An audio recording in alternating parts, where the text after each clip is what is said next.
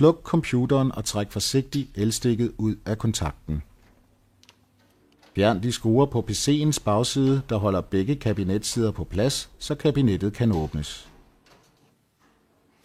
Hvis du vil installere DVD-brænderen på et IDE-kabel, der allerede bruges af et andet drev, skal jumperen bagpå indstilles til slave. Men får drevet sit helt eget kabel, skal jumperen være master.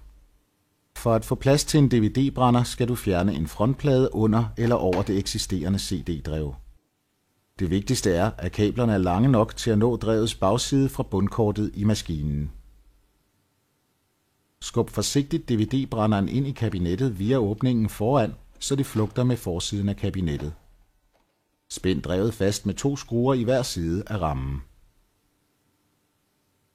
Tilslut herefter det brede IDE-kabel og strømstikket i drevet fra henholdsvis bundkort og strømforsyning. DVD-brænderen er nu korrekt monteret. Sæt kabinettets sider på igen og fastgør dem med stjerneskruerne. Tilslut stikket i stikkontakten og tænd for PC'en. Drevet er nu klar til at skrive på dine brandbare DVD-skiver.